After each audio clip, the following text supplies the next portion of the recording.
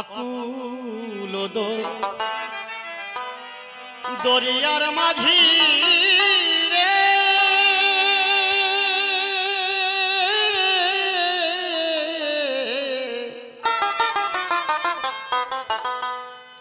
হারে মাঝি পার করো আমারে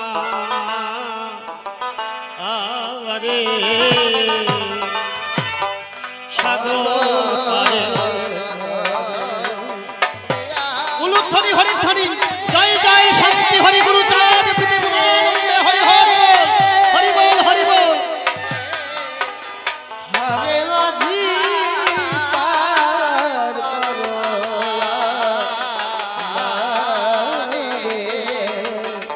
সাগর প্রভু আমি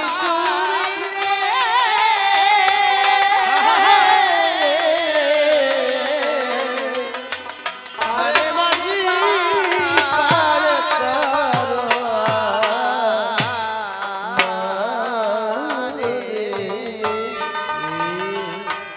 আমি ঝড় বাদলে ঘর বাড়ি রে আহা,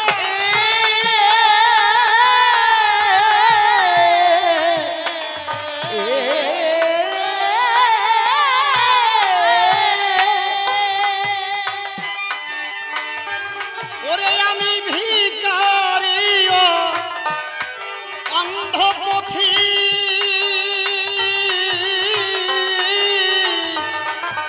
চলার পথ মোর হারিয়ে গেছে রে ওরে এসে এই না নদী কিনারে হরে মাঝি পার করো আমারে কোন পদ দিয়ে কোথায় এলাম রে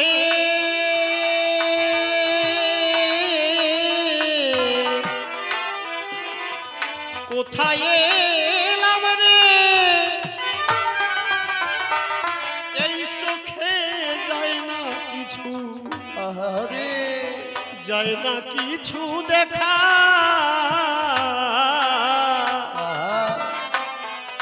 আমি ঝড়ের রাতে কাঁদি কাঁদি পথের ওরে সাথে কেউ নাই আমি একা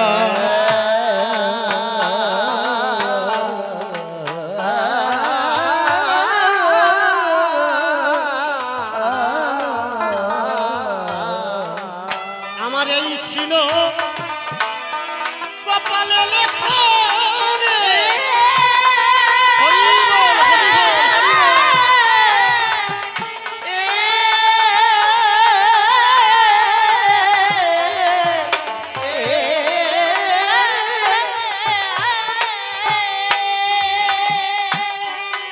ওরে আমি এমনই হতভাগা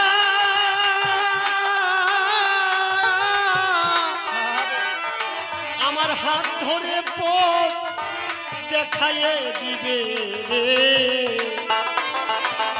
ওরে এমন বান্ধব কেউ নাই সংসারে হরে মাঝি পার করো আমারে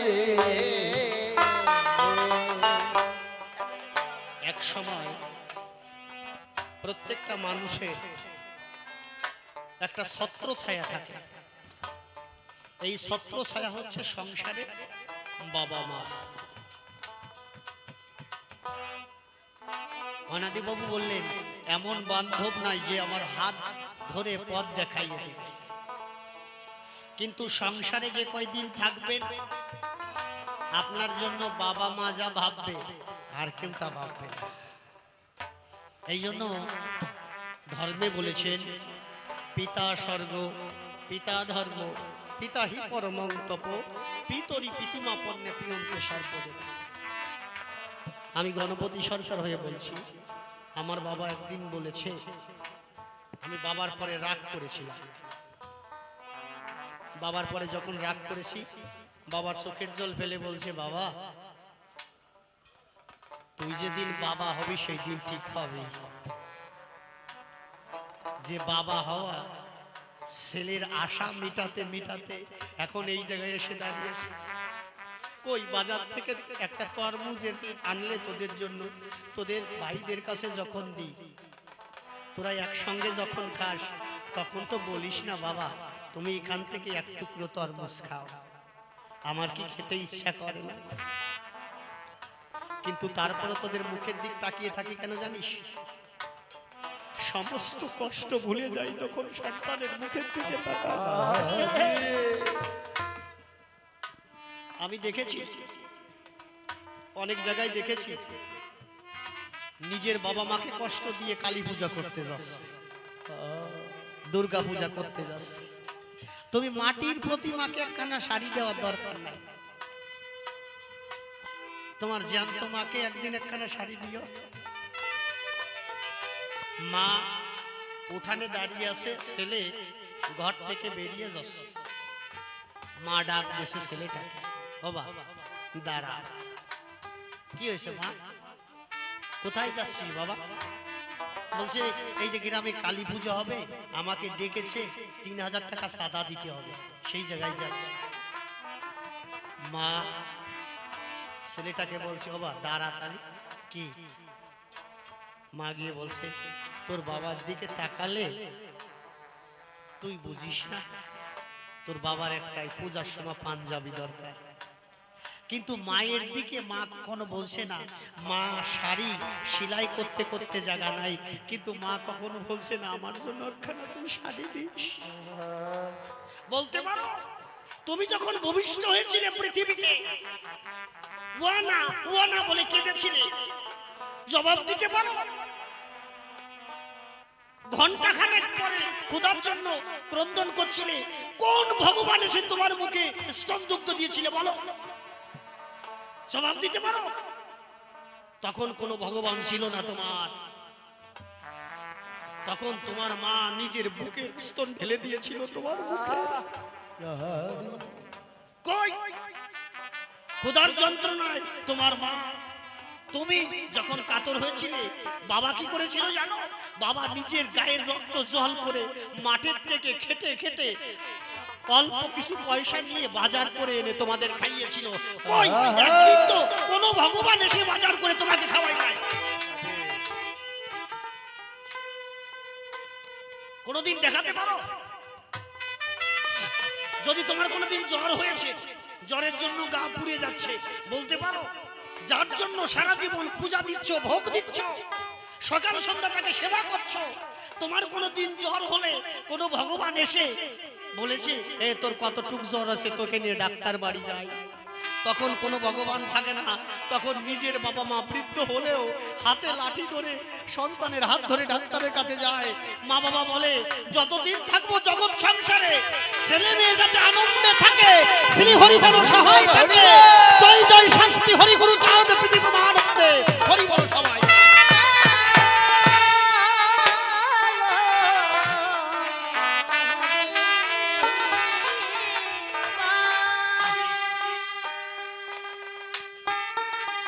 এই জন্য হরিচাঁদ ঠাকুর দ্বাদশ অধ্যায় বলেছে, পড়ে দেখবা দ্বাদশ অধ্যায়, পিতা মাতাকে ভক্তি করো। সত্যি কথা বাবা, আগে পিতা মাতাকে ভক্তি করো। তুমি যদি কোনোদিন মনে করতে যে আমি এক সময় হাঁটতে পারতাম না, হামাগুড়ি দিতাম, আমার বাবা নিজে হাত ধরে হাঁটার গেছিলেন, আচ্ছা এ যদি বুঝতে পারে, সেই বাবারে আলাদা করতে পারে নাকি? অনেকে বিয়ে করে বাবা মাকে আলাদা করে দেয়। শোনো, জীবনে ভগবান দর্শন তোমার হবে না। জ্যান্ত ভগবান হচ্ছে তোমার মা বাবা, তোমাকে নিয়ে যেতে পারে, কারণ পিতা স্বর্গ। পিতা, তুমি যে স্বর্গ খুঁজছো না, পিতাই তোমার কাছে স্বর্গ। পিতা ধর্ম, তুমি যে ধর্ম খুঁজছো, পিতাই তোমার কাছে ধর্ম। এই জন্য বলেছে পিতা স্বর্গ, পিতা ধর্ম, পিতা হি পরমন্ত পিতরি প্রতিমা পণ্যে পিয়ন্তে সর্বদেবতা। যদি কারো বাবা মার প্রতি, বাবার প্রতি ভক্তি থাকে, পিয়ন্তে সর্বদেবতা, সব দেবতা তার কাছে খুশি হয়। আর মা জননী জন্মা ভূমিষ্ঠ স্বর্গাদপি করিয়েছি, অর্থাৎ স্বর্গের উপরে হচ্ছে আমার মা। এই জন্য মা বাবা কি করে, যখন ছেলেটা একটু বড় হয় ছেলেটা তুলে দেয় একটা গুরুর কাছে। গুরু তখন মন্ত্র বীজ দেয় ওই শিষ্যের কর্ণমূলে। তখন কি বলবো, আপনার দিকের ধারে পিতামাতা ডাক দিয়ে কয়, আজ থেকে আমার ছেলেকে তোমার হাতে তুলে দিলাম, যেভাবে হোক তাকে হরিদর্শন করাতে চাই। এই জন্য গুরুদেব কি করে, শিষ্যকে নিয়ে ভক্ত বাজারে যায়, ভক্তের চরণ ধুলি মেখে তখন সত্য অঙ্গে হরি কথা বলে, তখন শান্তি হরির যুগল মিলন দর্শন।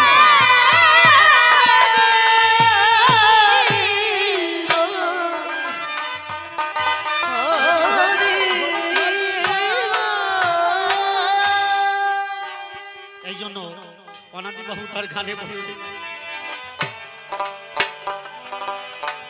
আমার একেতে ঘোরা ধারে রাত্রি রে,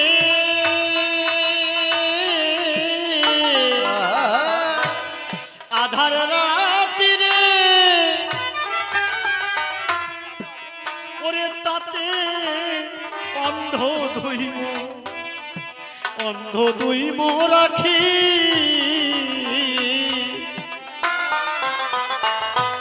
ওরে ক্লান্ত দেহে শ্রান্ত মনে রে, ওরে দয়াল তোমার ডাকি।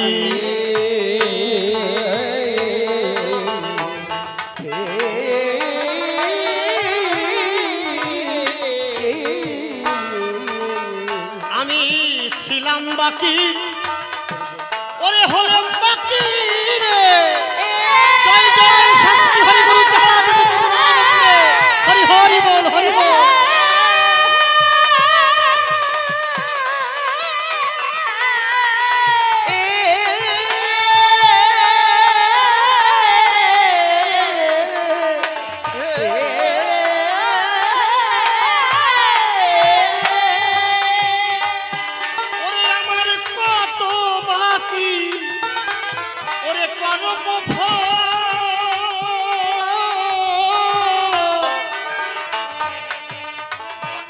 আমার বিপদ কালে সম্বল বিহীন রে, ওরে আমি খুঁজে ফিরি তোমারে,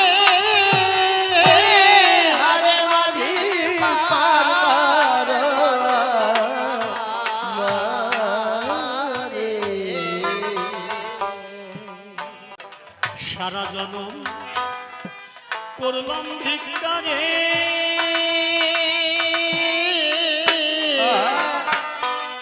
করলাম ভিক্ষারে, এই কাঁধে নিয়া ভিক্ষার ঝুলি, আমায় কেউ দিল না কানা কানা করি রে, ওরে শুধু পেলাম মিঠে করা বলি।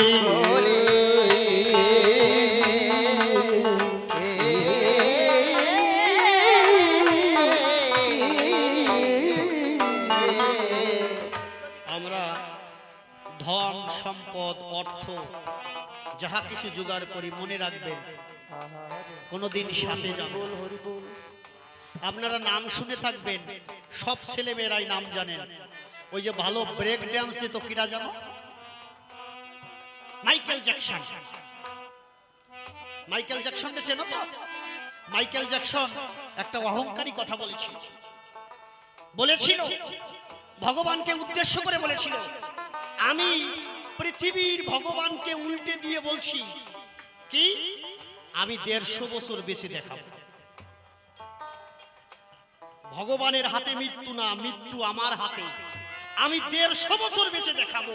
এই অহংকারী যখন কথা বললো, 150 বছর নাই, একটা মানুষ তো 80 বছর 90 বছর বাঁচে, এই মাইকেল জ্যাকসন মাত্র 60 বছরে শেষ হয়ে গেল। 60 বছর বেঁচে ছিল, মাত্র 60 বছর। মাইকেল জ্যাকসন ঘুমাতো কিসে জানে? অক্সিজেনের বিছানা ছিল অক্সিজেন দিয়ে তৈরি করা। আপনারা ইউটিউব সার্চ করে দেখবেন, যদি ইউটিউবে দেখে থাকবেন, অক্সিজেন দিয়ে তৈরি করা বিছানা। যদি ঈশ্বর এই পৃথিবীর বাতাসও না থাকে, মাইকেল জ্যাকসন মরবে না। প্রতিদিন করে ডাক্তার ছিল, 20 জন ডাক্তার ছিল, প্রতিদিন করে 10খানা ইনজেকশন লাগাতো। আর যে খাবার মাইকেল জ্যাকসন খেত, ওই খাবারটা অন্তত 20 থেকে 50 বার রিসার্চ না করে মাইকেল জ্যাকসনকে দেওয়া হতো না। একটা খাবার, তার ভিতরে কোনো জীবাণু থাকতে পারে। তাহলে এত চেক করিয়া পৃথিবীতে অহংকারী কথা বলেছিল, আমি 150 বছর 150 বছর বেঁচে দেখাবো। কিন্তু ভগবান যাকে নিয়ে যায় তার ক্ষমতা নাই থাকার। এমন সময় হার্ট অ্যাটাক হয়ে গেল, ডাক্তাররা এসে ইনজেকশন দিয়ে বাঁচাতে পারলো না। তখন ডাক্তারদের কাছে জিজ্ঞেস করা হলো, মাইকেল জ্যাকসনের এরকম অবস্থা হলো কেন? পরীক্ষা করে দেখা হলো, প্রতিদিন করে 10খানা 15খানা ইনজেকশন লাগাতে হতো। সুজ দিতে দিতে দিতে দিতে এমন কোন জায়গা নাই, সুজের পুরোপুরি একদম ছিদ্র হয়ে গেছে সব জায়গায়। বলছে মাইকেল জ্যাকসন বাঁচত যদি ঈশ্বরকে একটু বিশ্বাস করত যে ঈশ্বর বলে পৃথিবীতে কেউ আছে। কিন্তু মাইকেল জ্যাকসন সারা জীবন টাকা রোজগার করে কি করলো? এই জন্য সাধুরা করে করলেন বর্ণনা, টাকা পয়সা ধন সম্পদ কিছুই সঙ্গে যাবে না, সঙ্গে যাবে একমাত্র মধুবাগে হরিনাম। এই হরিনাম নিয়ে যখন সংসারে, তখন মানুষ পরম ভক্তি পায়।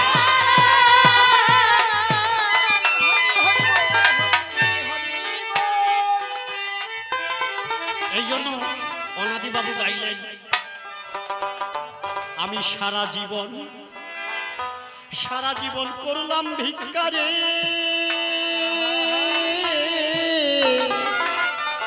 আমি করলাম ভিক্ষারে, এই কাঁধে নিয়া ভিক্ষার ঝুলি,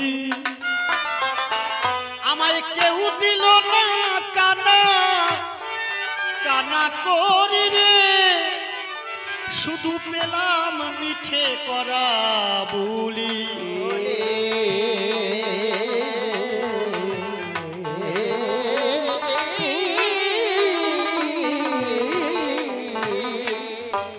অনাদিবাবু বললেন, সারা জীবন ভিক্ষা করে আমি মিঠে মিঠে কিছু কুড়ি পেয়েছি, বুলি পেয়েছি, কিন্তু আমি যদি এইগুলো না করে ধন সম্পদের দিকে না তাকিয়ে আমি যদি সারা জীবন ভক্তের চরণ ধুলার তলে থাকতাম, যদি চরণ ধুলা কুড়াতাম, তাহলে হয়তো আমার জীবনে কিছু হতো। জয় জয় শান্তি হরি গুরু চাঁদ প্রীতি প্রমানন্দে হরি বলো সবাই। এই জন্য বললেন, আমি কুড়াইতাম, যদি কুড়াইতাম ভক্তের ধুলি রে,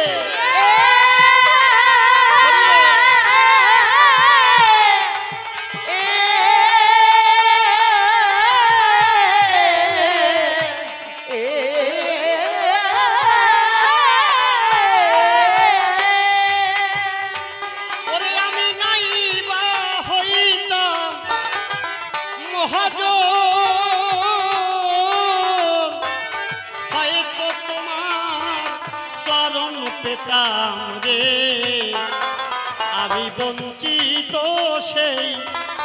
সেই ধনে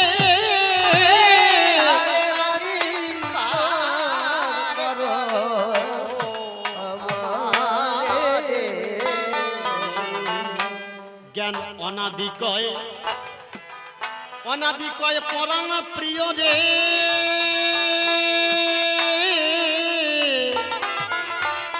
পরাণ প্রিয় রে, ওরে আমি তোমার কি কব, ওরে তুমি নাকি সেই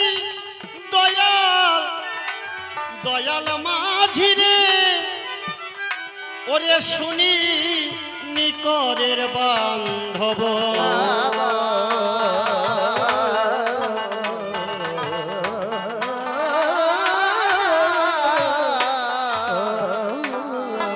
আমি এপারে কি উপরে রব রে,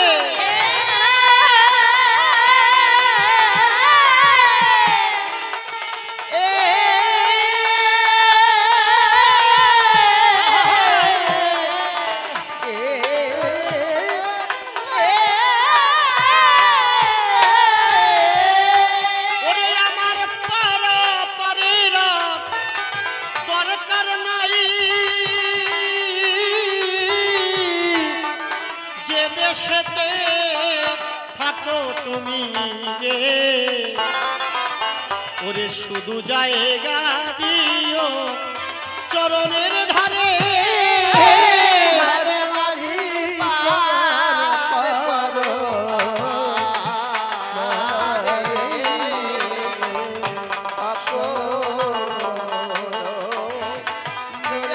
মাঝি রে,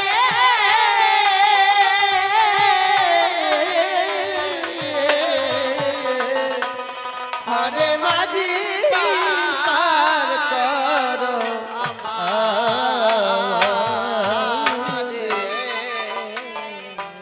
মনরে একবার হরি বল হরি বল, এ নাম দুর্বলের বল, নাম বিনে কি আছে বল এ ভব সংসারে।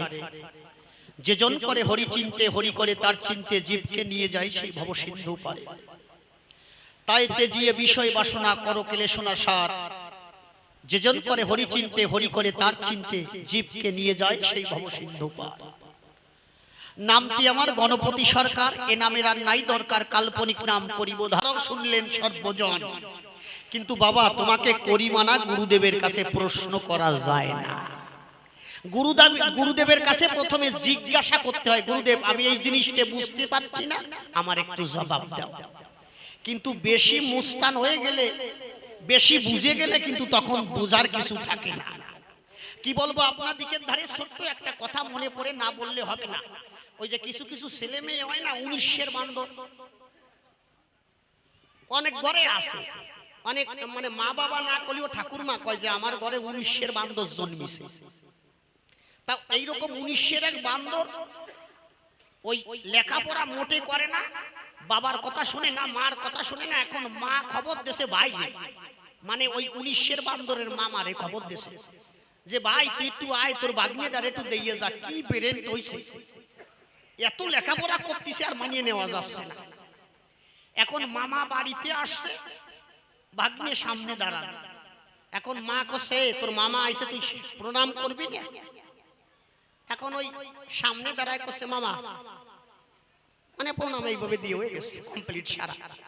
এখন মামা তাতে রাগ হয় না। এখন দিদি যখন খবর দেশে বুঝতে পারিছে 19-এর বান্দর হইছে, এখন এই বান্দর সোজা করতে গেলে কি করতে হবে, এখন নিয়ে বসেছে। এখন বলছে ও ভাগ্নিয়া কি লেখাপড়া কেমন করতিস? কোসে বিরাট, আমি স্কুলে গেলি হেডমাস্টার ঠিক পাই যে এসে গেছে। কোসে তো খারাপ না, তা তোমার রোল নাম্বার কত? মানে রোল নাম্বার বুঝলে বোঝা যাবে তুমি কত। কয় আমার রোল নাম্বার হচ্ছে 2। মানে একজনের পরে ওর রোল নাম্বার। মামা ভাবে আমার দিদি যেভাবে বললো তাতে তো 2 রোল হতে পারে না, ওর রোল থাকবে সবার লাস্টে। যে ফাজিল, তাও 2 রোল হলো কি করে? মামার একটু সংশয় হলো, মামা ডাক দিয়ে কয় আচ্ছা ভাগ্নিয়া তোমার রোল যদি 2 হয় ছাত্র ছাত্রী কয়জন? কসে ক্লাসে মাত্র 2 জন ছাত্র ছাত্রী আছে। মানে ও যন্ত্রণায় ছাত্ররা স্কুলে আসে না, এই জন্য সবাই চলে গেছে, ও লাস্টে 2 রইছে, মানে একজনের পরে। মামা বুঝতে পারিছে ঠিক আছে মামা ভাগ্নে তাহলে তোমার রোল 2 হবে। এখন ভাগ্নের প্রশ্ন করতেছে, ভাগ্নে একটা প্রশ্ন করি, শুনছি তুমি ভালো লেখাপড়া করো, রোল নাম্বার 2 কি? এখন কোসে ভাগ্নিয়া কওদি 100 বাস, 100 একখানা বাস, এই বাসের আগায় এখন এই যেই কইছে করে মামা মামা দাঁড়াও দাঁড়াও দাঁড়াও দাঁড়াও দাঁড়াও, বাস হয় 20 25 30 40। তা 100 বাস তোমার কোন বাবা জারে হয় এইটা আগে কও। মামা ধরা পড়িয়ে গেছে, কসে ধরো 108 বাস হয় তো না, আমি অঙ্ক করাস, ধরো 108 বাস। কসে মামা তুমি কোন স্কুলে পড়িছো, তোমার কি রাশি হইছে? এখন দেখি কোনো কায়দায় কিছু করতে পারে না। এখন কসে ঠিক আছে ভাগ্নে তুমি যখন না মামা বলো তাহলে বলো, আমি মনে করলাম 108 বাস। ঠিক আছে 108 বাস, ওর উপরে যদি 1 কেজি সরিষার তেল ঢালিয়ে দেয়, কসে মামা দাঁড়াও কি আবার কি? কসে বাস আমি মানিয়ে নিলাম, কিন্তু কার এত ভাও তেল আছে ওই বাসের গায়ে ডালতে যাব, কার এত ভাও তেল আছে? কসে ভাগ্নে তুমি কি আমারে বলতে দিবা? কসে না মামা বলো তাহলে, আর কিছু বলবো না। 108 বাস, ওর উপর যদি 1 কেজি সরিষার তেল ঢালিয়ে দেয়, যদি 1 মিনিটে 5 হাত করে নামে, তাহলে বাস নামতে মানে ওই বাঁশের একদম গোড়া পর্যন্ত আসতে কয় মিনিট সময় লাগবে বলতিছে। এখন জবাব দিচ্ছে মামা 100 বাঁশও হয় না আর কারো হাও তেল নাই যে ওর ভিতর ডালতে যাবে। এখন কোন রকম ডাবাতি ভাবতেছে। এখন কাছে আর একটা প্রশ্ন কি বলছে, তোমাদের বাড়ি থেকে আসলাম, এখন ভাবতেছি এমন প্রশ্ন করব ওই প্রশ্নই প্রশ্ন না, মানে যেটা প্রশ্ন হবে ওটা প্রশ্ন হবে না, এমন প্রশ্ন করব, প্রশ্নই প্রশ্ন হবে না। কি বলছে, ভাগ্নে তোমাদের বাড়ি যখন আসলাম একটা নদী পার হলাম, এখন নদী পার হবার পরে আমি হেঁটে আসলাম, আমি বুঝতে পারলাম তোমাদের বাড়ি নদীর থেকে 5 কিলোমিটার পথ। ঠিক আছে মামা, বুঝলাম। এখন মামা প্রশ্ন করছে, মনে করো নদীর থেকে তোমাদের বাড়ি 5 কিলোমিটার পথ, কাউ দিয়ে আমার বয়স কত? এই যে প্রশ্ন। ভাগ্নি একেবারে দম দিয়ে মরিছে। মামা এবার বুঝিছে যে প্রশ্ন এবার করিস, মানে নদী পার হবার পরে নদীর থেকে তোমাদের বাড়ি 5 কিলোমিটার পথ, কাউ দিয়ে আমার বয়স কত? ভাগ্নি একটু চিন্তা করিয়া কিছু সময় পরে করছে, মামা তোমার বয়স 42 বছর। এর সত্যি সত্যি মামার বয়স 42 বছর, খাপে খাপ মিলিয়ে গেছে। এখন ভাবতেছে বলো কিভাবে, এ তো কোনো কায়দায় মেলে না, কোনো কায়দায় মেলে না, এ মিললো কি করিয়া? এখন জিজ্ঞেস করছে, ভাগ্নে তুমি মিলোলা কি করে আমার বয়স 42 বছর? করছে, মামা এ তো সোজা হিসাব, আমার গ্রামে একটা আইক পাগলা আছে, ও 6 মাস ভালো থাকে, মানে শীতের 6 মাস ভালো থাকে আর গরমে 6 মাস পাগল হয়ে যায়। তা ও সে আইক পাগলা, ওর বয়স হচ্ছে 21 বছর, আর তুমি যে প্রশ্ন করেছো তুমি লো পুরো পাগলা, এই জন্য 21 দুকানি 42। তুমি যে প্রশ্ন করেছো তুমি লো পুরো পাগলা, আইক পাগলা না, পুরো পাগলা, এই জন্য আমি হিসাব করে দেখলাম 21 দুকানি 42 বছর বয়স। এই জন্য রসিক বাবু যে প্রশ্ন করেছে না, ও পুরো পাগল। শোনো, আমি কেন মতুয়া ধর্ম গ্রহণ করলাম? আমি প্রথমে ছিলাম সত্য ধর্মে, সত্য ধর্ম গ্রহণ করে যখন আমি আনন্দ পাই না, নিরাকরে কখনো ভজন হয় না। যেমন নতুন কোন ছেলে যদি বিয়ে করে, এখন মা যদি কয় এই একটা নিরাকার বউ আনিয়ে তোর ফাঁসি দেব, নিরাকার মানে তার কোনো আকার নাই, শান্তি পাওয়া যাবে? কোন রকম শান্তি পাওয়া যাবে না। এই জন্য আমি সত্য ধর্ম যখন গ্রহণ করলাম, আমি দেখতে পারলাম সত্য ধর্মে নিরাকার ভজনে আমি আনন্দ পাচ্ছি না, তখন সত্য ধর্ম ত্যাগ করে আমি বৈষ্ণব ধর্ম গ্রহণ করলাম। আমি বৃন্দাবনে দাদার সঙ্গে তিলক কেটে কোটিতে কটকৌপিন্ডি অনুরাগ প্রত্যার পরাইয়ে নিহেতু এক শিক্ষা ছিল দিল ঝুলাইয়ে, আমার ভক্তি তিলক ফুটা দিয়ে বিনা সুতার মালা দিল, হারে মালা দিল। যখন দাদার সঙ্গে তিলক নিয়ে হরে কৃষ্ণ হরি বলে আমি বৃন্দাবনের পথ দিয়ে ঘুরে বেড়াই, বৃন্দাবনে যাবার পরে যখন চৈতন্য চরিতামৃত পড়তে পাই, বিচারে দেখতে পাই বৃন্দাবনে আর কৃষ্ণ নাই, এই কৃষ্ণ আর রাধা একত্রে মিলে, রাধা কৃষ্ণ উভয় অঙ্গ মিলে হয়েছে শ্রী গৌরাঙ্গ, ওই কৃষ্ণই নদিয়ায় খেলা করছে। বৃন্দাবনে থাকার দরকার আছে, আমি নদিয়ায় চলে আসলাম।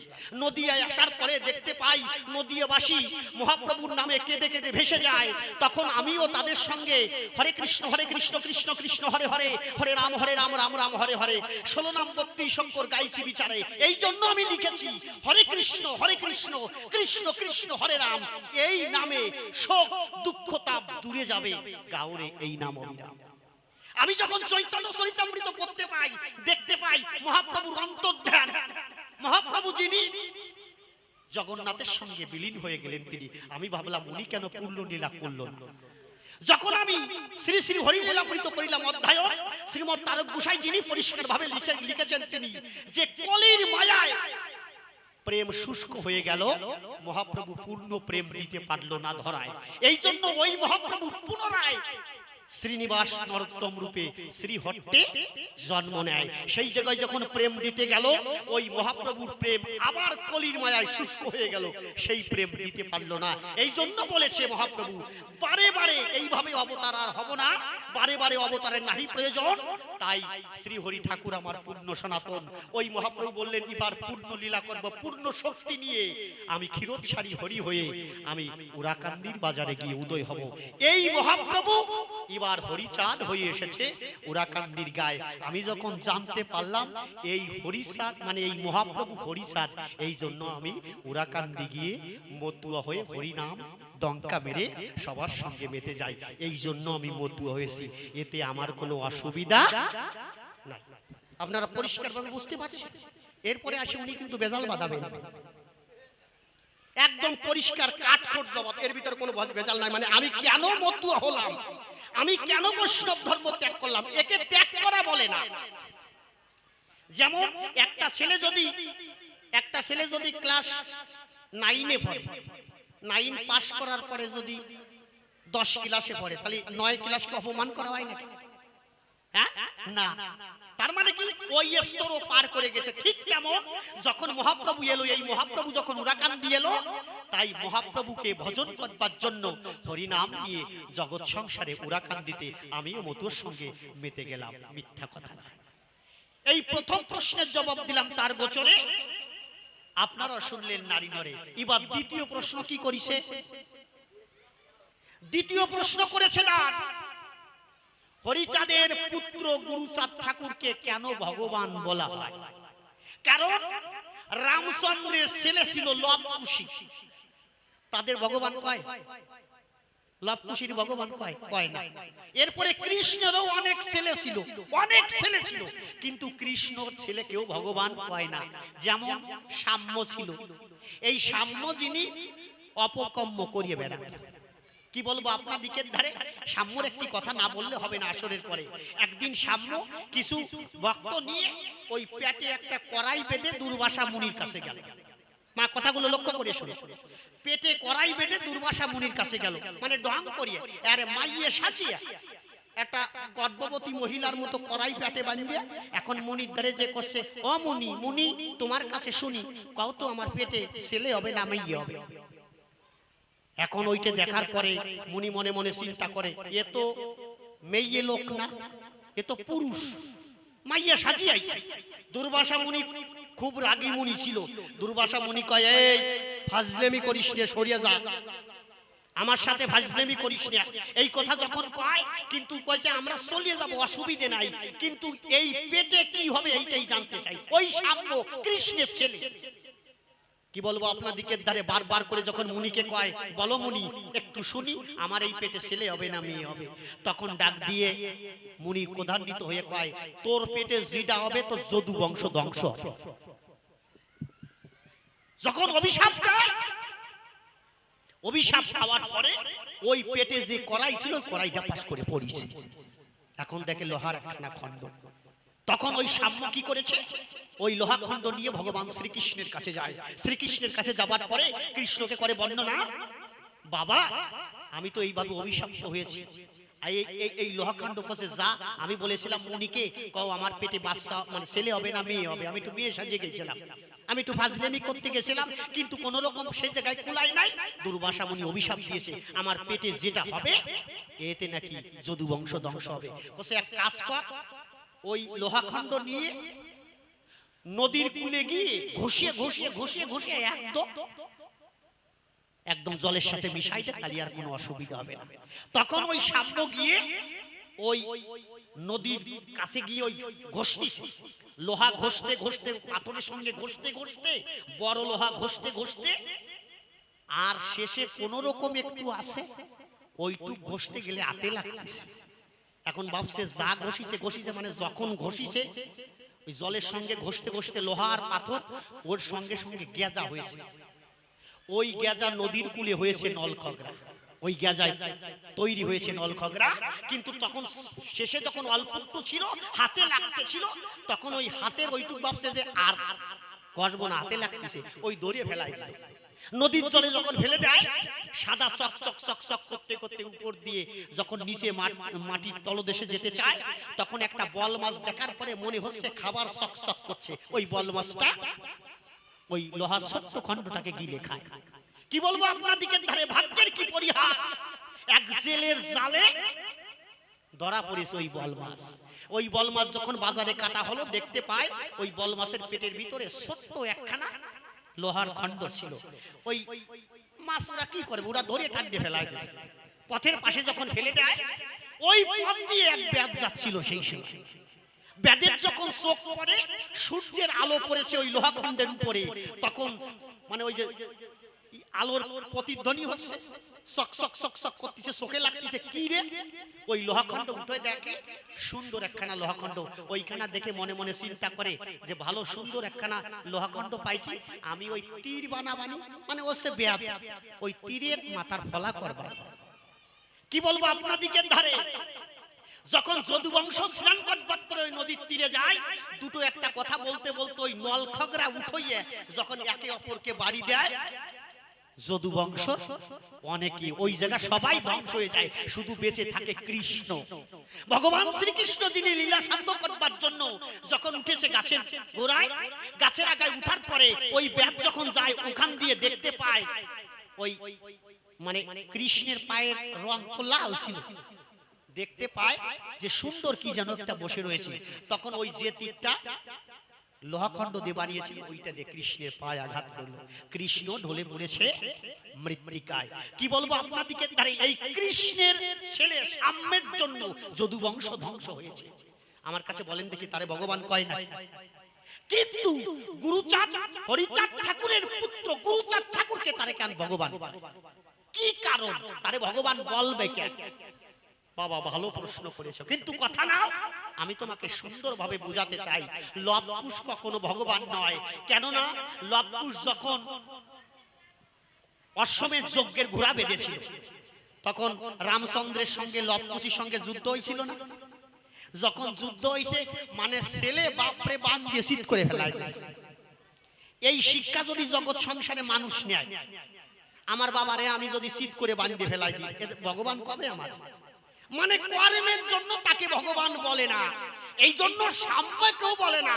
কিন্তু গুরুচাঁদ ঠাকুরকে কেন ভগবান কয়, কেন পতিত পাবন কয়? শোনো, তারক গোসাই যিনি এই গুরুচাঁদ ঠাকুরকে দাদা বলতেন, ভগবান বলতেন না, বাবাও বলতেন না। কিন্তু একদিন এই তারক গোসাই বট দিয়া সরে গান গায়। যখন গান গাইতে গাইতে শেষের দিকে যায়, ছোট্ট একটা বালক এসে তারক গোসাইকে ডেকে কয়, ও গোসাই, এই নদীর ধারে একটা বট বৃক্ষ গাছ আছে, ওখানে একটা সাধু এসেছে, তোমাকে একটু দেখা করবার দায়, তুমি একটু তাড়াতাড়ি বট বৃক্ষ গাছের কাছে যাওয়া চাই। তারক গোসাই শুনতে পেরে যে এমন কোন সাধু এসেছে আমার সঙ্গে দেখা করবার পরে, তারক গোসাই গান শেষ করে যখন বট বৃক্ষ গাছের কাছে যায়, সেখানে গিয়ে দেখতে পায় সে আর কেউ নয়, পূর্ণ ব্রহ্ম পূর্ণানন্দ ভগবান শ্রী শ্রী হরিচাঁদ ঠাকুর। হরিচাঁদ ঠাকুরকে দেখতে পেরে তারক গোসাই প্রণাম করে, বাবা এই সময় তুমি? বলছে, তারক আমি লীলা সাঙ্গ করেছি, কিন্তু আমি তোকে কথা দিয়েছিলাম আমি যাবার আগে তোর সঙ্গে দেখা করে যাব, তাই তোর সঙ্গে আমার এই শেষ দেখা। যখন হরিচাঁদ ঠাকুর কয় যে আমি তোর সঙ্গে দেখা করে যাব, কথা দিয়েছিলাম সেই কথা রেখে গেলাম, হরিচাঁদ ঠাকুর আবার অদৃশ্য হয়ে যায়। তারক গোসাই যিনি যখন জানতে পারলেন হরিচাঁদ ঠাকুর লীলা সাঙ্গ করেছেন, তিনি সেখান থেকে ওই বটগেট থেকে তারক গোসাই উড়াকান্দি যায়। উড়াকান্দি যাবার পরে মনে রাখবেন গুরুচাঁদ ঠাকুরকে বলতো দাদা। কি বলবো আপনাদিকে, আর গুরুচাঁদ ঠাকুরও তারক গোসাইরে দাদা বলতো। যখন তারক গোসাই উড়াকান্দি যায়, গুরুচাঁদ ঠাকুর ডাক দিয়ে কয়, এ তারক, বাবা নাই জানিস কে? যে গুরুচাঁদ ঠাকুর তারক গোসাইরে দাদা বলতো, আজকে সেই গুরুচাঁদ ঠাকুর ডাক দিয়েছে তারক বলে। এ তারক মানে বাবা হরিচাঁদ যেভাবে ডাকতো, গুরুচাঁদ ঠাকুরও সেইভাবে যখন ডাকে, তখন তারক গোসাই চমকে ওঠে, গুরুচাঁদ তো আমার এইভাবে কখনো ডাকে না। যখন গুরুচাঁদ ঠাকুরের দিকে তাকালো, দেখতে পায় হরিচাঁদ ঠাকুর যিনি গুরুচাঁদ ঠাকুরের সঙ্গে মিশে দুই আত্মা এক আত্মা হয়ে হরিনাম করছে, মিথ্যা কথা নয়। গুরুচাঁদের ভিতরে হরিচাঁদ ঠাকুরকে দেখতে পেল, ভক্তবৃন্দ প্রেমানন্দে উলুধ্বনি হরিধ্বনিতে সবাই একবার হরি হরি হরি বল। যখন তারক গোসাই দেখতে পায় হরিচাঁদ ঠাকুর পূর্ণভাবে গুরুচাঁদের সঙ্গে মিশে যায়, ওই তারক গোসাই গিয়ে প্রণাম করেছে গুরুচাঁদ ঠাকুরের পায়ে। সেই দিন থেকে গুরুচাঁদ ঠাকুরকে বাবা বলে প্রণাম করেছিল গুরুচাঁদের পায়ে। গুরুচাঁদ ডাক দিয়ে কয়, আমার বাবা কোষ কিসের দায়? গুরুচাঁদ ঠাকুর যখন কয়, তারক গোসাই করে বর্ণনা, আমি যা দেখেছি আজ থেকে তোমাকে আমি দাদা বলতে পারবো না। মনে আছে ভাবো, যতদিন বেঁচে থাকবো তুমি হচ্ছ আমার বাবা। কারণ তোমার ভিতরে যা দেখেছি হরিচাঁদ ঠাকুরও বলেছিল তাই, তোরা ভয় পাস না, আমি যাব না, আমি গুরুচাঁদের সঙ্গে মিশে থাকবো। এই জন্য গুরুচাঁদ ঠাকুরকে মতুয়া ভক্ত যারা ভগবান বলে পরিচয় দেয়। বোঝা গেল? পরিষ্কার কথা। আমি ওর ভিতরে কোনো ঝামেলায় থাকতে চাই না। আর আমার শিষ্য আসিতে ঝামেলা বাধা বেনে দিয়ে গেলে কিছু ঝামেলা বাধানি লোক আছে, টের পাবা না যে এটা ঝামেলা বাধা। মানে বাড়ি একটা ছেলে আছে, ওই বান্দর মানে ও সব জায়গায় গেলে গ্যাঞ্জাম বাধায়। বাবা কসে তুই কোন জায়গায় আমার সাথে যাবি না। কসে বাবা বিয়ের নিমন্ত্রণ এসে শুনলাম। কসে না না, তোরে নেওয়া যাবে না। বিয়ের বউবাতের নিমন্ত্রণ আইছে, তোরে নেওয়া যাবে না। কসে বাবা আমি কোনো কথা বলবো না। কসে আরো তুই যে বলো, গ্রামের মানুষ যদি জানতে পারে তুই বলো, বা বাইরে যারা আত্মীয় স্বজন আসবে তারা যদি জানতে পারে তুই বলো, আমার মান সম্মান থাকবে। কসে আমি যদি কথা না কই তাহলে তো কেউ বলবে না আমি বলো। কসে কোনো কথা কবি না, কিন্তু চুপ করে থাকবি। কসে ঠিক আছে, যদি কোনো কথা না কস তাহলে তোরে নেব। এখন কি করবে, ছেলেরে নিয়ে গেছে, ছেলেরে বলছে যে যত কথা কক তুই একটা কথাও কবি না, তাহলে কোনো গ্যাঞ্জাম বাঁধবে না। যখন আস্তে আস্তে ওই বিয়ে বাড়িতে গেল, এখন খাবার টেবিলে বসেছে। এখন খাবার টেবিলে বর্তমান ওই যে যারা দেয় এক একটা টেবিল এক একজনের দায়িত্বে থাকে, সত্যি কথা না? তা খেতে বসেছে। এখন ওই ছেলে তো কথা বলা বারণ। এখন ছেলেরে ওই ছেলেটারে করছে, এই তোরে ডাল দেবো, কথা কয় না, হ্যাঁ বা না কয়। এখন কিছু কয় না, ওই ডাল আর দিই নেই, কিছু কয় না, দেও বা না কিছু কয় না বলে ডাইলও দি নেই। এরপরে যেটা আইছে সেটা কইছে এইটা দেব তোরে, কোনো কথা কয় না। এই দুই তিনবার আসার পরে যখন কথা কয় না, এখন কইছে তুই কথা কইস না কেন, তুই কি বলো না? ওর বাবার দিক তাকায় কইছে, ও ভাই এই লোক ঠিক ভালো কি করে তাই কও আগে, আমি বলো আমি যে বলো এই লোক ঠিক ভালো কি করে? কইছে চুপ কর, কথা কইস না। এই যা আছে দাও আমার ছেলে। সবকিছু দেবার পরে শেষে মিষ্টি দেয়, দই দেয়। মিষ্টি দই তখন দিয়েছে, ও মিষ্টি খাচ্ছে আর ভাবতেছে কি করা যায়, মানে জ্ঞানজাম বাদানি যা স্বভাব। ও করিছে কি, ওখান থেকে একটু মিষ্টি নিয়ে, ছোট্ট একটু সিমটি দিয়ে মিষ্টি নিয়ে, সামনে একটা বাল্ব ছিল কারেন্টের বাল্ব, ওই বাল্বে মিষ্টি লাগাই দিয়ে চুপ করে বসে রয়েছে। আপনারা জানেন যে জায়গা মিষ্টি সেই জায়গা পিঁপড়ি আর মাছির সৃষ্টি। যখন ওই মিষ্টি ওখানে লাগিয়ে দিল, একটা মাছি উড়ে গিয়ে ওই বাল্বের ওই মিষ্টির পর পড়ে। যখন মিষ্টির পর পড়ে আর ওই বাল্বের দাঁত দেখি থাকে টিকটিকি, ওই টিকটিকি দেখে কি মাছি পড়িছে, তাহলে ওইটারে ধরতে হবে। ওই টিকটিকি লাভ দিয়ে ওই বাল্বের পর পড়িছে। টিকটিকি যেই লাভ দেশে ভাসি একটা বিড়াল ছিল, ওই টিকটিকি ধরার জন্য বিড়াল লাভ দিছে। বিড়াল যেই টেবিলের উপর পড়িছে, ওই বিড়াল ধরার জন্য কুকুর লাভ দিছে ওই টেবিলের উপর পড়িছে। দেখো কি ঠেলা, কুকুর যেই উঠিছে টেবিলের উপরে আর কেউ খায়? এখন এই কুকুর কার মালিক তারে খুঁজতেছে, এই নিয়ে গন্ডগোল বাজিয়ে গেছে, বিয়ে বাড়ি ভাঙচুর সারা। এখন ওই ছেলে তো চুপ করে বসে রয়েছে। এখন বাবা জিজ্ঞেস করছে, এই মারামারি দে বাঁধালো কি দা? এখন কইছে বাবা আমি তা তো জানি না। কইছে তুই ছাড়া কেউ বাদাস নেই, কি করিস আগে তাই কর। এই কথা যখন ছেলেকে কয়, ছেলে ডাক দিয়ে কয়, বাবা আমি কিছু করি না, আমি খালি একটু গুড়ির ভোট লাগাই দিছি। ও খালি একটু গুড়ির ভোট লাগাই দিছে, ওই গুড়ির ভোটাই কাজ হয়ে গেছে।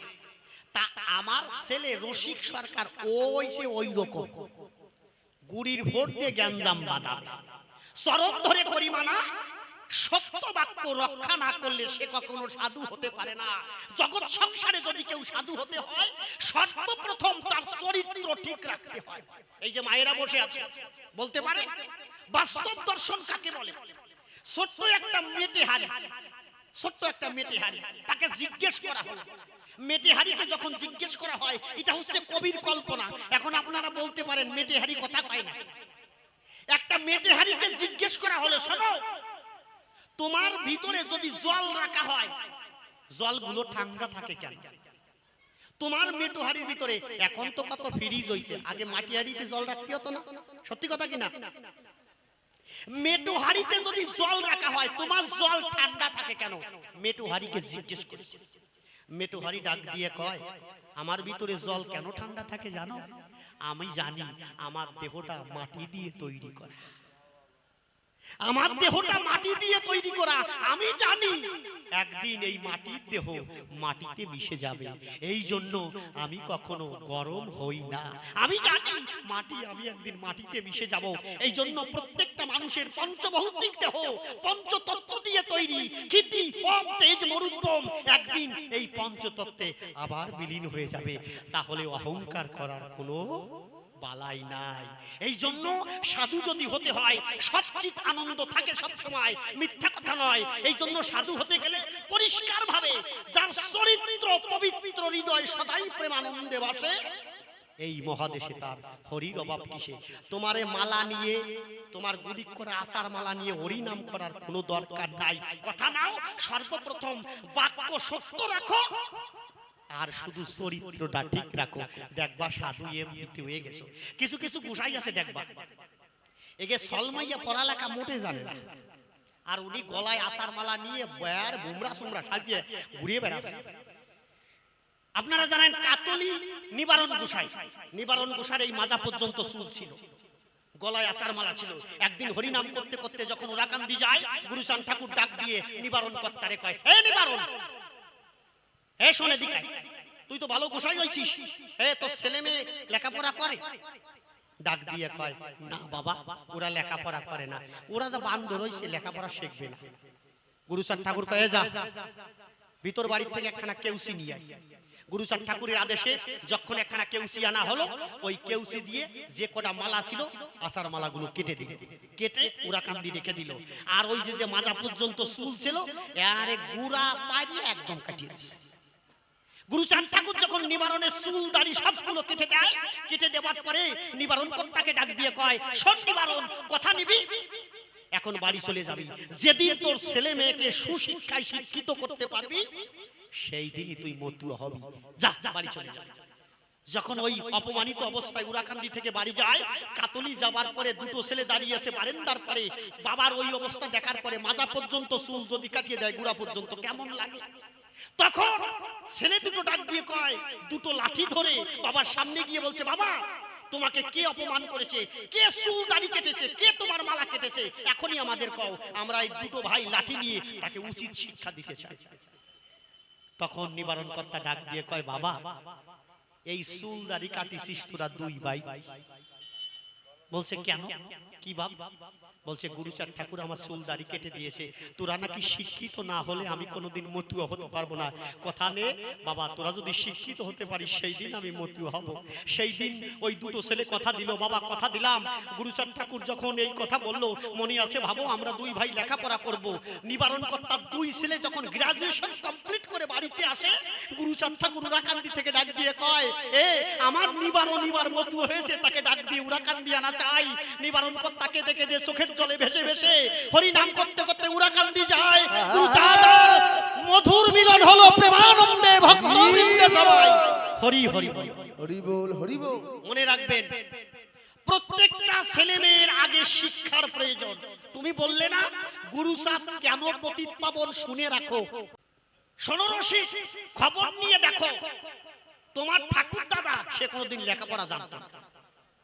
শুনে দেখো তোমার ঠাকুর দাদা এক সময় বাঁশ বাগান দিয়ে পায়খানা করে বেড়াচ্ছে। সত্যি কথা কি না? কি বলবো আপনার দিকের ধারে এই গুরুচাঁদ ঠাকুর দেখলো এই অনুন্নত জাতিকে আগে শিক্ষার অধিকার দিতে হবে। আচ্ছা আমার কাছে বলেন দেখি, সত্য একটা কথা বলে, রামচন্দ্র কি দিল? রামায়ণ। আদি বাল্মীকি পড়ে দেখবেন, যেটা ৬০,০০০ বছর আগে লিপিবদ্ধ হয়েছে। এটা লেখা আছে সংস্কৃত ভাষায়। আচ্ছা আমার কথা বলেন, আমি যদি লেখাপড়া না জানি, সংস্কৃত থাক দূরের কথা, বাংলা যদি না বুঝি, পড়তে পারবো? পারবো না। আমাকে যদি শিক্ষার অধিকার না দেয়, তখন কিন্তু রামচন্দ্র শিক্ষা গ্রহণ করবার জন্য কার কাছে গুরু গৃহে গিয়েছিল? রামচন্দ্র। কিন্তু রামচন্দ্র কখনো ভাবে নাই যে ভক্তদের শিক্ষার প্রয়োজন। কি বলবো আপনাদিকে ধারে বসে শোনেন, নারী নরে।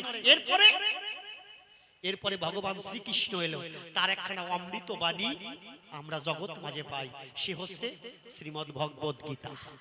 আচ্ছা, এই ভগবত গীতা যখন আমরা পাই, শ্রীকৃষ্ণ দিয়েছে সংস্কৃত ভাষায়। আচ্ছা, আপনার বাবা মনে করেন লেখাপড়া জানে না, গীতা পড়তে পারবে? পারবে নাকি? না। তার মানে কি, ভগবান শ্রীকৃষ্ণ অমূল্য বাণী দিয়েছে, কিন্তু ভক্তের যে শিক্ষার প্রয়োজন এই কথা কখনো ভাবে নাই। কিন্তু ভগবান নিজে ভগবান হয়ে সন্দীপনী মুনির কাছে লেখাপড়া শিখবার জন্য গিয়েছিল, কিন্তু ভক্তের অধিকার কেউ দেয় নাই। এরপরে ওই কৃষ্ণ যখন গৌরাঙ্গ হয়েছিল, গৌরাঙ্গ নিজে পণ্ডিত উপাধি পেয়েছিল টোলে পড়ে। টোলে পড়াশোনা করেছিল গৌরাঙ্গ মহাপ্রভু, কিন্তু কোনোদিন ভক্তের জন্য শিক্ষার জন্য কোনো স্কুল কলেজ করে নাই। একমাত্র হরিচাঁদ ঠাকুরের পুত্র গুরুচাঁদ ঠাকুর যিনি, তিনি ভাবলেন যে এই জাতিকে উন্নত হতে হলে আগে এদের শিক্ষার প্রয়োজন। তখন অ্যাপ্লাই করা হলো যে এই জাতিকে শিক্ষার জন্য অধিকার দিতে হবে। গুরুচাঁদ ঠাকুরকে বলা হলো ব্রিটিশ সরকার, তখন বলল শোনো, আমরা অধিকার দিতে পারি যে এই নিচু জাতি যারা শিক্ষার অধিকার পাবে তারা, কিন্তু আমরা কোনো স্কুল কলেজ করে দিতে পারবো না, তোমরা যেভাবে পারো ওদের লেখাপড়া শেখাও। তখন গুরুচাঁদ ঠাকুর ডাক দিয়ে কয়, এই লেখাপড়ার জায়গা আছে কোথায়? তোরা সারা রাত গোয়াল ঘরে গরু থাকবে, সকালবেলা তো বের করে দিবে। আপনারা কয়জন গোয়াল ঘরে পড়েছেন? হাত জায়গা। গোয়াল ঘরে পড়েছেন না? ওই যে আমার ওই বাবা পড়েছে, গোয়াল ঘরে পড়েছে। এখন তো আমরা ভালো স্কুলে পড়ি, ভালো বেঞ্চে পড়ি, তখন গোয়াল ঘর থেকে গরু বের করে ওই যে ওই উনুনের ভিতরে যে ছাই থাকে সরাই ছিটে দিয়ে সুন্দরভাবে, আরে বস্তার সালা পেতে ওখানে তাল পাতা কেটে কেটে সেখানে লিখতে হয়েছে। এটা হচ্ছে গুরুচাঁদ ঠাকুরের আদর্শ। গুরুচাঁদ ঠাকুর ডাক দিয়ে কয়, কথা নিবি, গরু যখন বের হয়ে যাবি ওই গোয়াল ঘরটাকে স্কুল মনে করে ওখানে ছেলে মেয়েদের পড়াশোনা করাবে। গুরুচাঁদ ঠাকুর এইভাবে যখন সর্ব যারা নিম্নবর্গীয় কাস্টের মানুষ হয় তাদের শিক্ষার অধিকার জন্য স্কুল এইভাবে করে। এরপরে প্রমাণ আছে, গুরুচাঁদ ঠাকুর ৪৫০০ স্কুল করেছে। এমন কোন অবতার জগৎ সংসারে আসে নাই যে ভক্তের জন্য এত স্কুল করেছে। আপনি বলেন, এবার গুরুচাঁদকে পতিত পাবন বলবো না অন্য কিছু বলবো? কও, তোমরা কও। ওই বলদইতে বোঝে? শোনো, এই যে আপনারা ভালো পোশাক পরেছেন, সুন্দর পোশাক পরেছেন, কেউ মাথায় কলপ দিয়েছেন, মায়েরা সিঁদুর দিয়েছেন, শুনে রাখেন, আপনাদের এই পড়ার অধিকার নাই, কোনো অধিকার আপনাদের নাই এইগুলো পড়ার। যদি বলেন কোথায়, আপনি এখন ব্রহ্মবৈবর্ত পুরাণ আনেন, আমি এখানে বসে দেখাবো। ব্রহ্মবৈবর্ত পুরাণে লেখা আছে আপনারা যারা শূদ্র জাতি, এই শূদ্র জাতির পোশাক পরার অধিকার নাই নাই নাই। তাহলে এই জাতি কি সম্মান কিভাবে রক্ষা করবে? তখন বিধান দেওয়া হলো, শোনো, এই জাতি যদি মেয়ে হয় কোন রকম ব্লাউজ কোন রকম শাড়ি পরতে পারবে না। এক খণ্ড কাপড়ের খণ্ড যদি থাকে সে সম্মানটুকু ঢাকতে পারে, কিন্তু শাড়ি ব্লাউজ পরার তার অধিকার নাই। আর পুরুষরা তো পরতেই পারবে না, তাহলে এরা কি সম্মান ঢাকতে পারবে না? হ্যাঁ পারবে। এদের অধিকার দেওয়া হলো কি, একটা মানুষ যখন মারা যায়, ওই মারা যাওয়ার পরে মৃত মানুষের গায়ে যে পোশাক থাকবে আপনাদের ওই পোশাক পরার অধিকার আছে। এই ভালো পোশাক পরার অধিকার নাই। এখনো পর্যন্ত গণপতি সরকার হয়ে বলছি, এখনো পর্যন্ত দেখাতে পারি এই শূদ্র জাতির এই পোশাক পরার অধিকার নাই। আর আপনারা ভালো খাচ্ছেন, বাড়ি যে মাংস খাচ্ছেন, বাড়ি যে ভালো সুখাদ্য খাচ্ছেন, এই খাদ্য খাবার আপনার অধিকার নাই। কি বলবো আপনাদেরকে ধরে, আপনাদের খাদ্যের বিধান কি? এখনো ব্রহ্মবৈবর্তনে পুরাণে পরিষ্কার লেখা আছে খাদ্যের, শূদ্র জাতির খাদ্য কি। আপনি আজকে যদি কোন রকম খিচুড়ি রান্না করেন, এই খিচুড়ি আপনি আজকে খেতে পারবেন না। আজকে রান্না করবেন, আজকে খাওয়ার অধিকার নাই। কোন দিন খেতে হবে? ওই খিচুড়ি খেতে হবে ৩ দিন পরে। আমার কাছে বলেন দেখি, খিচুড়ি রান্না করে 3 দিন পরে খাওয়া যায় নাকি? কিন্তু শূদ্রের অধিকার হচ্ছে 3 দিন পরে খাওয়া। এরা যদি বেদ উচ্চারণ করে তাহলে এদের জিহ্বা কেটে দাও। কি বলবো আপনাদেরকে, এই শূদ্র জাতি যদি কোন রকম কোন মন্ত্র কানে শোনে, পড়া তো থাক দূরের কথা, যদি কানে শোনে কানে গরম সীসার তেল ঢেলে দাও। গুরুচাঁদ ঠাকুর করলেন বর্ণনা, এই অত্যাচার আর কখনো সহ্য করা যাবে না। এদের শিক্ষার প্রয়োজন, এই জন্য ঘরে ঘরে শিক্ষার ব্যবস্থা করে গুরুচাঁদ ঠাকুর প্রতিপাদন হলো জগৎ সংসারে। কি বলবো আপনাদেরকে ধারে, মিথ্যা কথা নয়। গুরুচাঁদ ঠাকুর প্রতিপাদন হলো প্রেমানন্দে ভক্তবৃন্দে সবাই একবার হরি হরি বল, হরি বল, হরি বল, হরি বল। পতিত পাবন যে জ্ঞান কই তা তুমি তো বোঝো না। তুমি এই যে সরকার হইছো রসিক সরকার, এই বই পড়ার অধিকার আমার গুরুচাঁদ ঠাকুর দিয়েছে। এই জন্য বাবা তোমাকে করি বর্ণনা, বাজে কথা আমার কাছে মোটে বলবা না।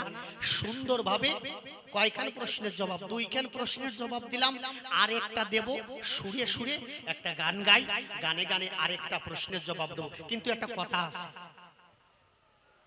কথাটা কি এইটা না বললি আমার হবে না। কি বলবো, আপনার দিকের ধারে বসে শোনেন নারী নরে। এখন আমার শিষ্য আমারে প্রশ্ন করিছে, কিন্তু ও বলদ বোঝে না যে গুরুদেবের কাছে প্রশ্ন করা যায় না। গুরুদেবের কাছে কি করতে হয়, জিজ্ঞাসা করতে হয়। ওর সিনিয়র জুনিয়র কোনো জ্ঞানই নাই। নতুন একটা ছেলে ভর্তি হয়েছে কলেজে, ফার্স্ট ইয়ারে ভর্তি হয়েছে, কিন্তু কলেজে যাবার পরে কলেজে যারা সিনিয়র আছে ওদের মধ্যে সিনিয়র জুনিয়র মানে না। ও যাইয়া তুই তুকারি শুরু করিছে, সবার সঙ্গে তুই তুকারি করে করছে। এখন ওই কলেজে যারা আছে এখন ওই শুনে করছে এদি সিনিয়র জুনিয়র মানে না।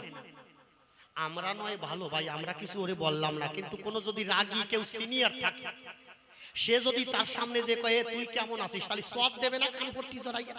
এই সরাসরি যাতে না হয়, কলেজে যাতে অশান্তি সৃষ্টি না হয়, আমরা আগে আগে যে প্রিন্সিপালের কাছে নালিশ করব। এখন কয়েকজন গিয়ে প্রিন্সিপালের কাছে নালিশ করছে, স্যার নতুন একটা ছাত্র ভর্তি হয়েছে, এ সিনিয়র জুনিয়র মানে না, আপনি বিচার করেন। ওরে ডাকি আনার পরে এখন প্রিন্সিপাল জিজ্ঞেস করছে, এই তুই নাকি সিনিয়র জুনিয়র মানিস না, সবার সঙ্গে তুই তুকারি করিস, কি ব্যাপার? এখন ওই যে নতুন ভর্তি হয়েছে, এখন প্রিন্সিপাল রে করছে, স্যার আমি যে সিনিয়র জুনিয়র মানি না, এটা তোরে কইছে কিটা আগে তাই কর। প্রিন্সিপাল রে করছে, আমি যে সিনিয়র জুনিয়র মানি না, এটা তোরে কইছে কিটা আগে তাই কর। এখন প্রিন্সিপাল দাই কি ছাত্রদের কইছে আমার কাছে নালিশ করছে, এবার আমারে কইছে আমি কার কাছে নালিশ কর।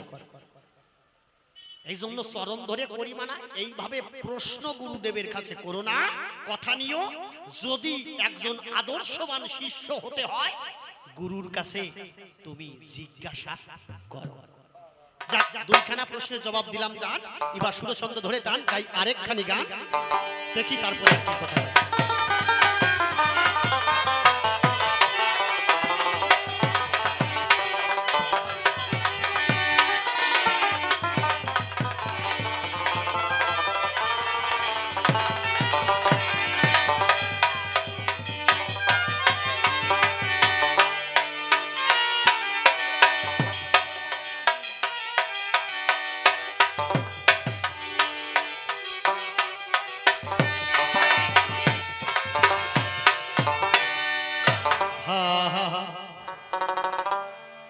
আসা যাওয়া জগৎ মাঝে সবাই জানেন তাই, আসিলে একদিন যেতে হবে দেখো মিথ্যা কথা নয়। তাহলে জগৎ ছেড়ে সবাই একদিন যদি যাব স্বদেশে চলে, কেন আমরা অহংকার করি বলেন সভাতলে?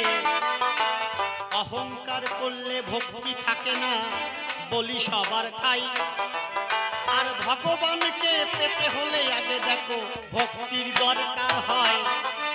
এই ভক্তিতে দেখো ভগবান মেলে শাস্ত্রে প্রমাণ তাই, ভক্তি ছাড়া ভগবান পাওয়ার কোনো সম্ভব নাই। যেভাবেতে প্রশ্নপত্র করে গেছে দান, এক এক করে ধরে ধরে তার দিলাম সমাধান। আরেকটা প্রশ্ন আছে কিন্তু মিথ্যা কথা নয়, ধরে ধরে জবাব দিব আমি এ ধর্ম সভায়। পাগল বিজয় হয়ে দেখো আমি সভাতে দাঁড়াই, কিছু প্রশ্নের জবাব দিয়েছি শুনেছেন সবাই। আরেকটা প্রশ্ন আছে, সংসারে মানুষ থেকে সংসার হয়ে সংসার করে মানুষ কিভাবে ব্রহ্মচারী হয়, কিভাবে সন্ন্যাসী হয়, কিভাবে বানপ্রস্থ ন্যাসী ব্রহ্মচারী। বাবা জীবনে সংসার করেছো, কিন্তু সংসারকে তুমি যখন সংসারের ভিতর ঢুকেছো, সংসার তোমাকে করেছে, তুমি কখনো সংসারকে বুঝতে পারো না। একমাত্র সংসারে থেকে মানুষ ব্রহ্মচারী হয়। আচ্ছা, আমি যদি বিএসসি ক্যাডার হতে চাই বা একজন গ্রাজুয়েশন কমপ্লিট আমি একটা সার্টিফিকেট পেতে চাই, তাহলে আমি পরীক্ষা না দিলে পাবো না? মনে করেন আমি একখানা মাধ্যমিক পাশের সার্টিফিকেট চাই, এই সার্টিফিকেট কান পেতে হলে আমি যদি বাড়ি বসে শুধু বই পড়ি পাবো? আমার আগে পরীক্ষা দিতে হবে। তাহলে তুমি যে ব্রহ্মচারী, তুমি যে নারীর কাছে গেলে তোমার পিতৃসত্তা খরণ হবে না, আগে তোমার নারীর কাছে গিয়ে পরীক্ষা দিতে হবে। আগে তোমার নারীর কাছে যেতে হবে। যদি নারীর কাছে যাওয়ার পরে তোমার পিতৃসত্তা সঠিক থাকে, তবেই তুমি ব্রহ্মচারী। আগে তোমার পরীক্ষা দিতে হবে। সারা জীবন ভরে বই পড়লে যেমন সার্টিফিকেট পাওয়া যায় না, পরীক্ষা দিতে হবে, তারপরে সার্টিফিকেট পাবে। ঠিক তেমন ব্রহ্মচারী তুমি তখন হবে যখন তুমি নারীর কাছে গমন করবে।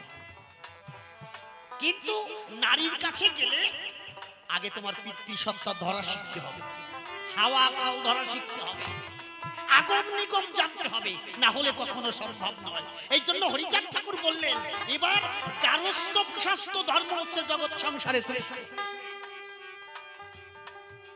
লয়ে নিজ নারী ব্রহ্মচারী সচ্চরিত্র রবে, হাতে কাজ মুখে নাম সদা সত্য কথা কবে। আর পরশতী পরপতি প্রভু নাই স্পর্শিবে, তুমি না ডাকিলে হরি একবার তোমারে ডাকিবে। এইভাবে যদি সংসারে বসে থাকা বটে যায়, তাকেই কিন্তু প্রকৃত ব্রহ্মচারী হয়।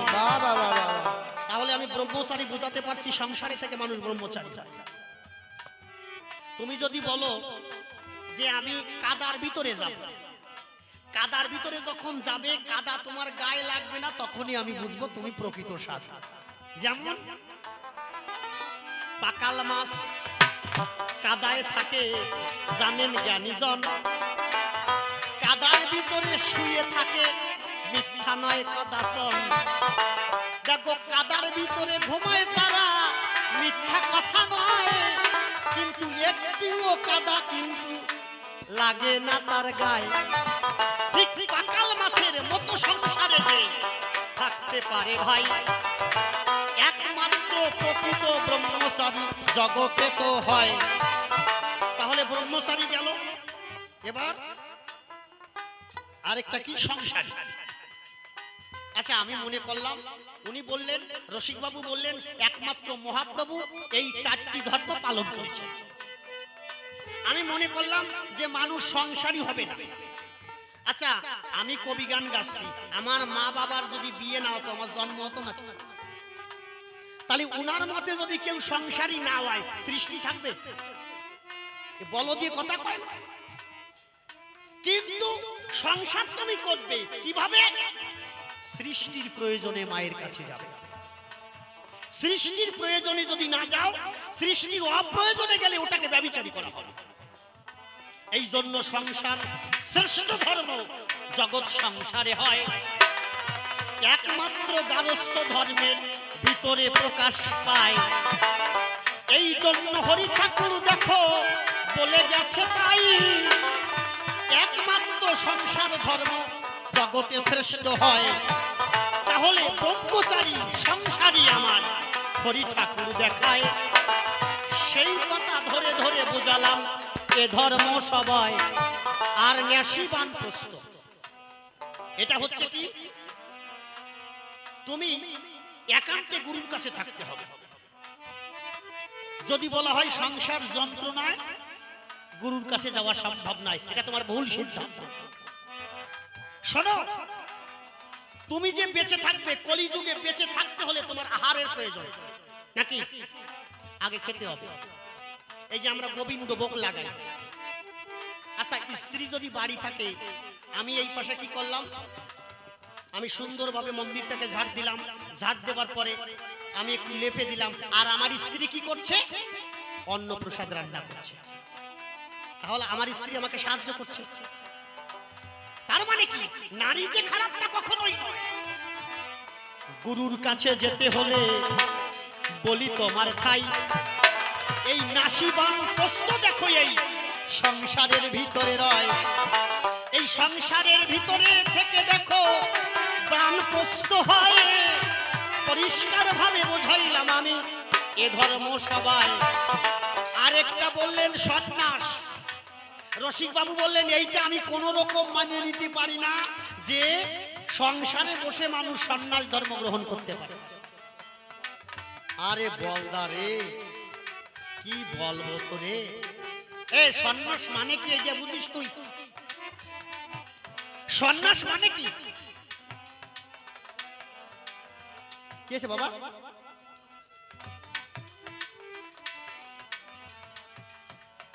তাহলে সন্ন্যাস কিভাবে সংসারের ভিতরে হয়?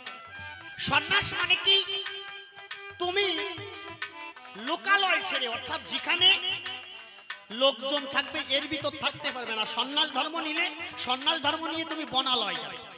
আচ্ছা আমার কথা বলেন, মতুয়ার বাজারে যখন হরিনাম করে ডঙ্কা কীর্তন বাজায়, আমি ডঙ্কা কীর্তন বাজাচ্ছি, বাজাতে বাজাতে দেখবেন এক সময় বাজাতে বাজাতে মানুষ অজ্ঞান যাবে, সজ্ঞান যাবে, বাহ্যিক জ্ঞান পড়ে রয়, তবেই কিন্তু তখন তার হরিদর্শন হয়। যে বাজাচ্ছে, বাজাতে বাজাতে বাজাতে বাজাতে সে মহাভাবে বিভাবিত হয়ে গড়াগড়ি যাচ্ছে। যখন সে গড়াগড়ি যাচ্ছে, যদি চেতন থাকা অবস্থায় কেউ গড়াগড়ি যায় সে পারবে, কিন্তু যে অচেতন অবস্থায় গড়াচ্ছে সে ভাবতেছে নাকি যে আমার পাশে আশপাশে লোক আছে, কখনো সে ভাবে না। তার মানে কি তখন সে তার মন, জীবন, যৌবন সমস্ত কিছু ঈশ্বরের কাছে সমর্পণ করে, শুধু দেহটা পড়ে থাকে। সন্ন্যাস ধর্ম ঠিক তেমন লোকালয়ে থাকবে, যেমন অশ্বিনী গোসাই বলেছেন হরিনাম তলরে একান্ত। একান্তে মানে কি আমি হাজার লোকের ভিতরে থাকলেও আমার মনটা যখন ঈশ্বরের কাছে করব সমর্পণ, আমার আশেপাশে আছে দেখো আছে যে কয়জন, তখন কিন্তু তার হুঁশ থাকে না, বলি সবার ঠাই, তখন কিন্তু মন থাকে একমাত্র ঈশ্বরের ওঠাই। একমাত্র এই সন্ন্যাস ধর্ম জগৎ সংসারে হয়। দেখো কিন্তু সংসার সারা দেখো কবু সম্ভব নয়, এই জন্য চারটি ধর্ম জগৎ সংসারে যদিও হয় রয়, একমাত্র সংসার ধর্মে তা দেখো প্রকাশ পায়।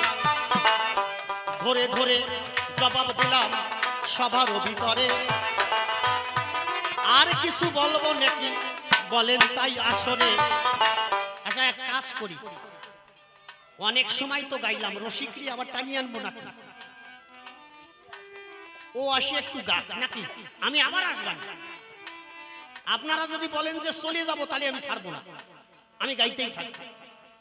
আর আপনারা যদি বলেন না ওই রসিক একটু আসুক, ওই একটু গাক, তার মানে আমার যে কোটা প্রশ্ন পরিষ্কার ভাবে জবাব দিলাম একদম। আর একটু ভেজাল বাজাতে আসুক। আর এই মানে এইটা মনে রাখবেন, সাইকেল যখন মানুষ চালাতে যায়, বাবা যদি ভাবে সাইকেল চালালে প্রথম প্রথম পড়িয়ে যাবে, পা কেটে যাবে, ওরে সাইকেল চালাতে দেবো না, জীবনে শিখবে কোনোদিন শিখতে পারবে না। বাবা কবে চালা, ফাঁসার খাবি, রক্ত পড়বে। বাবা জানে রক্ত পড়তে পড়তে পড়তে এক সময় আদারিয়ে আগে আনি, আদারিয়ে কথা কোক কিছু কতি থাকুক, কতি কতি এক সময় শুদ্ধ কথা বলবে, দেখো মিথ্যা কথা নয়।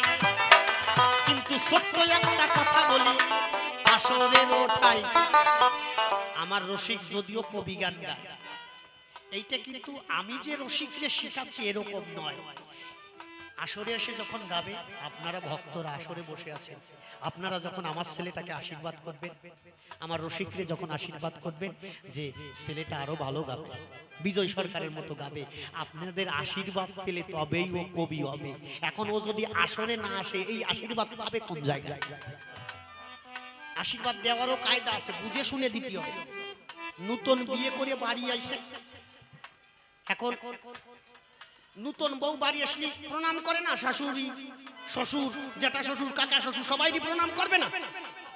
এখন করিছে কি বিয়ে করিয়া বারান্দায় মানে বর দাঁড়ায় রয়েছে আর ওই বউ করিছে কি চারিপাশে সবাই সেবা দিচ্ছে কাকা জেঠা শ্বশুর যারা আছে আর ওই ননদ বৌদি নিয়ে যে করছে ও বৌদি এই যে আমার বাবা এখন শ্বশুরই সেবা দিতে হয় যাইয়ে প্রণাম করিছে এখন ওই শ্বশুর আশীর্বাদ দিচ্ছে থাক মা থাক এটা তো বলতে হয় নাকি এখন কয় নাকি দাও আরেকটা দাও সেবা এ কয় নাকি থাক মা থাক থাক থাক মা সন্তান আদি নিয়ে তুমি সুখে থাকো ঘর ভরে ফেলাও সন্তান এখন আবার যে করছে ও ও ও বৌদি এই যে আমার মা এই যে আমার মা গিয়ে শাশুমারে প্রণাম করে শাশুমা বলছে ও মা ভালো থাকো মা আশীর্বাদ করি ছেলে মেয়ে নিয়ে সুখে সন্তানের থাকো এরপরে জেঠারে দিতে যাচ্ছে কিন্তু প্রণাম দিয়ে বেড়াচ্ছে যেটা বিয়ে করি আনছে ওই দিয়ে বারেন্দার খুঁটি ধরিয়ে ভাঙিয়ে ফেলতেছে ও ভাবতেছে আমি বিয়ে করি আনছি আমারে সেবা না দিয়ে মানুষেরই দিয়ে বেড়াচ্ছে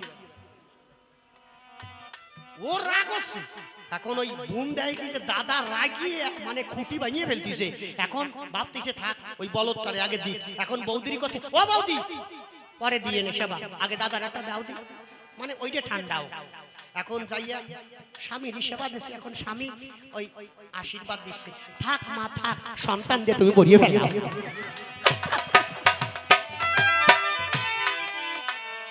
এখন ওই বউ কছে কও কি মা কারে কও এই আশীর্বাদ খারাপ দিছি নাকি আগে তাই কও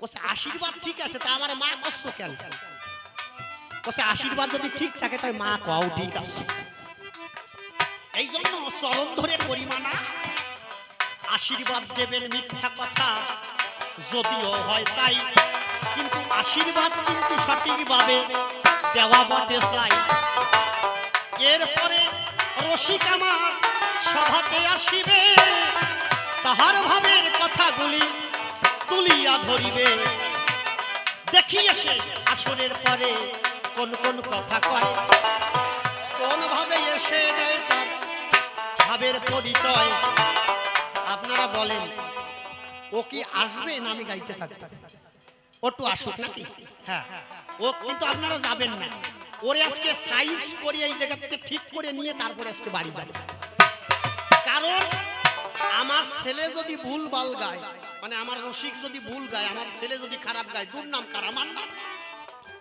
আমার দুর্নাম যে ছেলে একটা বানাইছে হ্যাঁ ছেলে একটা বানাইছে এখন বাপেরও বোঝা দরকার হয় মানে এক বুড়ো বাঁশ কাটতে গেছে বুঝলি বাঁশ কাটতে গেছে এখন বাঁশে কোপ দেশে যেই এমনি বয়স হয়ে গেছে বয়স হয়ে গেলি 20 বছর হয়ে গেলি বাঁশে কোপ দিলি ওই দাও ছুটিয়ে আরেক জায়গা চলে গেছে মানে সেই জোর নাই দাও যখন ছুটে চলে গেছে ওই বুড়ো রয়েছে রাগ আমি এক সময় বাঁশ কাটতাম মানে এক কোপে দুটে কাটিয়ে ফেলতাম আর এখন আমি এক কোপ দিছি দাও ছুটে গেছে বাঁশের কিছু ওই নেই তাহলে আমার এই জোর কনে গেল এখন ও ভাবছে এই জোর ওই বুড়ি নেছে ওই বুড়ির দ্বারে আমার জোর গেছে ওই বুড়িরই যাইয়ে ধরবো বাড়ি গেছে কুঞ্চি কাটিয়ে নিয়ে বুড়িরই বাড়ি এ বুড়ি এ আমার শক্তি কি হচ্ছে সাথে তাই কর আমি যেভাবে বাঁশ কাটতাম আগে আর এখন বাঁশে কোপ দিছি দাও ছুটে গেছে বাড়ি দিতে গেছে এখন কসে রাগ করে না শক্তি আছে শক্তি তোমার আছে চুপ করে থাও কইছে কোন জায়গায় কইছে চুপ করে খাইয়ে দিবে শুয়ে পড়ো তোমার শক্তিটি বাঁশ নিয়ে এসো তোমার শক্তি খুঁজে পাচ্ছ না দেশ কেন যদি বাঁশ না আসে বাড়ি বুড়োরে ভাত দেশে ভাত খেয়ে বুড়ো ঘুমাই পড়েছে বুড়োর হচ্ছে 60 ছেলে 20-25 বছর একটা বয়স ডাক দেশে তোর বাবা শক্তি খুঁজে পাচ্ছ না এদিকে আয় যা বাঁশ কাটি নিয়ে আয় ওই বাঁশের ঝাড় কাটি নিয়ে আয় 60 চল ফাটায় দেশে যাইয়ে বাঁশ মানে 60 চলে কোপ শুরু করেছে ঝাড় শুদ্ধ কুঞ্চি মুঞ্চি সব টানিয়ে বাড়ি দিয়েছে বাড়ি এনে উঠোনে ফেলাইছে বুড়ো এখন বিকেল বেলা ঘুমের দূরে দেই বাঁশের ঝাড় বাড়ি বুড়ো করছে এই বাঁশ আনলো কিনা, কয় তোমার শক্তি আনিছে, কছে আমার শক্তি মানে, কছে তুমি যে শক্তি আমার ভিতরে দিয়েছো এই শক্তি রূপান্তর করে আমি পরিপূর্ণ শক্তি তৈরি করে দিয়েছি, ওই দেখো ওই সাইডে শক্তি, এখন কছে আগের থেকে কমই না আরো সাইডে শক্তি বানাই দিতাম, আগের থেকে কমই না। এই জন্য চরণ ধরে করি মানা, আগে থাকতে বুঝা ভালো মিথ্যা কথা নয়, সঠিকভাবে বুঝার পরে তখন সঠিক তত্ত্ব হয়। যেভাবে পুষ্পপত্র আমি সবাই করলাম দান, এক এক করে ধরে ধরে কিন্তু তার দিয়েছি সমাধান। তবে আর আসলে বেশি কথাই আমি আর বলবো না, আর ছেড়ে দিয়ে যাবো আমার কবির কল্পনা। এরপরে রসিক বাবু সভাতে আসিবে, তাহার ভাবের কিছু কথা যে বলিবে, এরপরে আমি আবার আসরে আসিব, মধুর মধুর কথা আপনাদের শোনাবো। আসর ছেড়ে আপনারা যাবেন না কোনো জন, আরো অধিক সময় ধরে কবি গান। তবে আর বেশি কথা বলবো না, ছেড়ে দিয়ে যাবো আমার কাব্য আলোচনা। এদিকে আছেন যারা ভক্তগণ, বন্দনা করে যাই সবার চরণ, বন্ধু দিয়ে আমাদের মার্জনা করে রেখে দেবেন আপনাদের চরণের পরে। এই পর্যন্ত আমার প্রথম আসর সাঙ্গ হয়ে গেল, প্রেমানন্দে ভক্তবৃন্দে সবাই